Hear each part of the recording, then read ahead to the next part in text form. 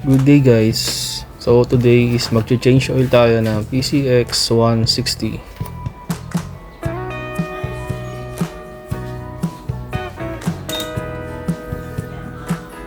Bali ang total na tinatakbo na pala nito ay 17,674 kilometers at nag-average ng 32.2 kilometers per liter. Itong gamit nating PCX 160. Every 1.5 kilometers ay nagpapalit ako ng langis. Bihira lang naman ako makapag long ride at madalas ay pamalengke ko lang ito or pag may mga kailangang puntahan, ito ang ginagamit ko. Di naman siya natatagtag masyado. Puro short ride lang madalas. Kapag magpapalit tayo ng langis, kakailanganin mo pala itong mga kagamitang ito. Unang-una yung paglalagyan ng langis. Ito nga pala yung ginagamit ko. Itong Llanera na madalas ay ginagamit to sa mga paggawa ng puto, biko. Pero sa sitwasyong ito, gagamitin naman natin siyang lagayan ng pinagpalitan ng langis. Tsaka itong tubo or imbudo. Dito natin padadaanin yung langis na isasali natin. At itong tools na to, walang kung wrench ba to. Bali dalawa nga pala ang pwedeng buksan pa nagpapalit tayo ng langis. Meron dito sa side. Pero sa sitwasyon kong ito, bumilog na yung bukasan na to kaya itatry ko lang kung kakayanin pa nung tools natin na buksan tong side na to. Kasi mas madali dito Madaling itaktak. Tapos meron pa siyang filter. Kapag dito pala kayo magbubukas sa side, iwasan po nating pukpukin ito at dahil nababasag yung bakal na to sa side na to. And gumagamit tayo ng 17mm na sukat sa pagbukas nitong side. Ganon din sa ilalim, isa lang yan. Dito itatry natin yung dahil bumilog na nga siya, susubukan natin siyang gamitan ng impact wrench.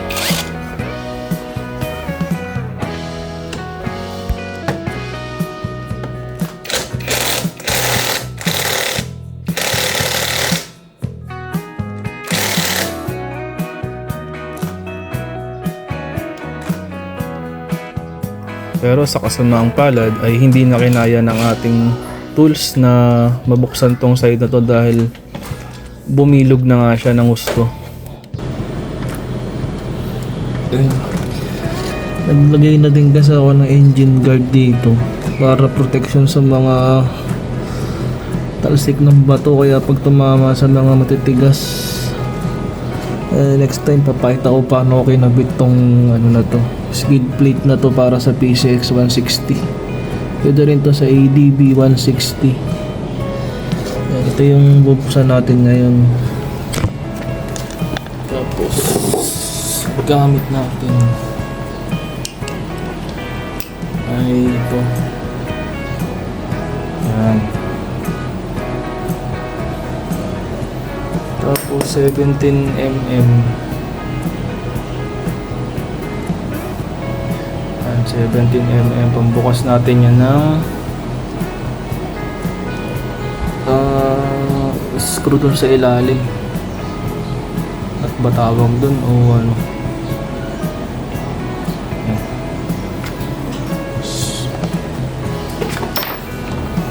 Gamit nating lens. Yan. Pro Honda scooter, fully synthetic, 10W-30SL. So 1 liter daw nilalagay dito sa 1 liter. 1 liter ang kinalagay dito sa PCX. Sa iba 800. So tara, umpisahan na natin.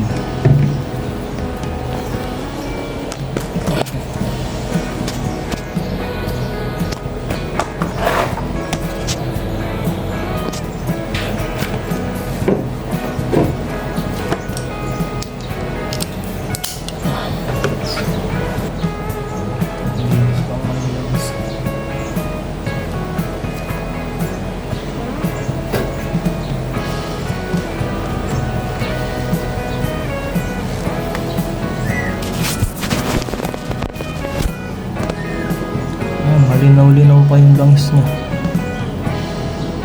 Hindi pa siya ganun kadumi.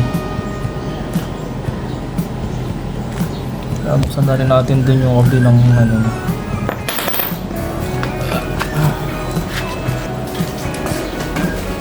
Gamit tayo ng long nose pambukas nitong ayan. Kasi medyo tigas yan. Ayan. Mas mabilis bababa yung langis pag may ganito.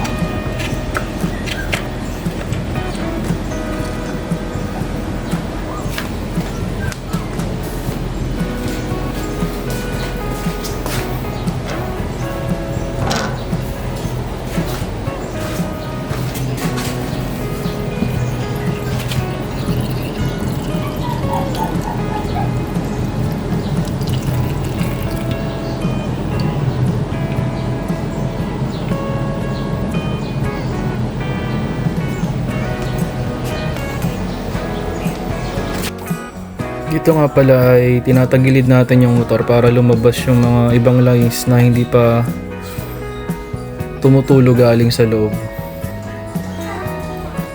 Pero ingat lang po sa pagtatagilid ng motor, siguraduhin na hindi matutumba ang ating motor habang ginagawa ito para maiwasan natin yung mas malaking disgrasya or gastos. After nating mai-drain lahat ng mga natirang langis, linisan natin mabuti ang drain plug at ito yung una nating ibabalik bago natin lagyan ng bagong langis ang ating motor.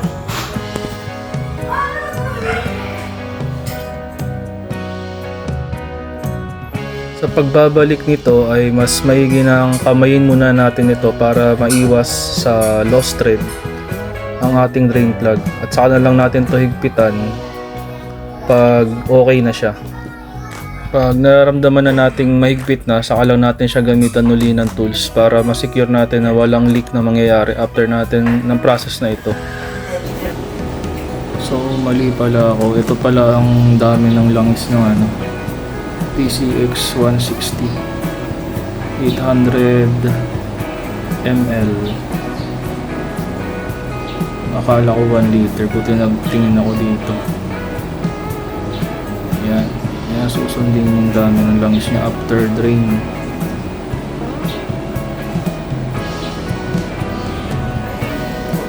So dito makikita niyo yung sukatan ng langis.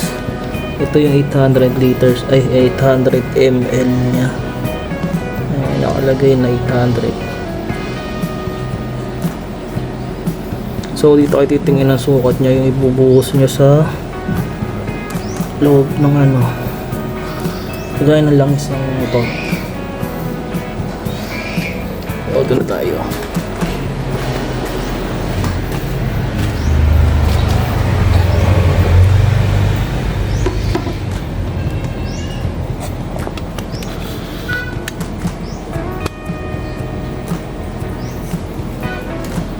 Butas niya tayo maglalagay.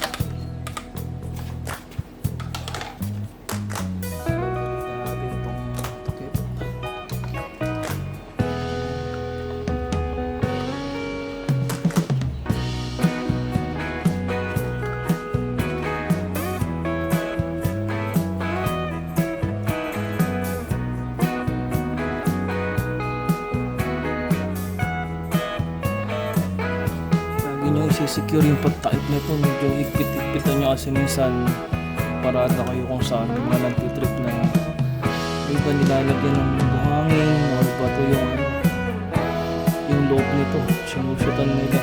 So ang nangyayari dyan, sirain yung makina nyo once na may nailagay dyan na madumi-dumi.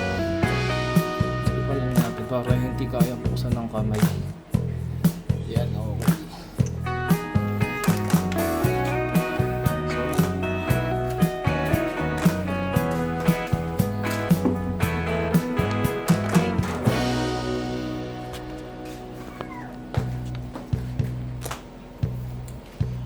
After natin mag-change oil, syempre yung langis na natapon na tinaano natin, ilalagay natin sa tamang tapunan. Para hindi mga ganito, hindi ito basta-basta tinatapon ako sa kailangan ilagay natin ito sa proper na lagayan kasi natin itambak. Or yung iba kasi ginagamit namin tong yung used oil na kalan, gamit nyo yan. So yun lang yung tips dyan para yung mga used oil nyo is magamit nyo pa. Bumili kayo ng used oil na kalan. Laking tipid nun. Ang tipid nyo sa gas. Tipid nyo na 1,000 plus per month. At gumamit kayo nitong used oil na to.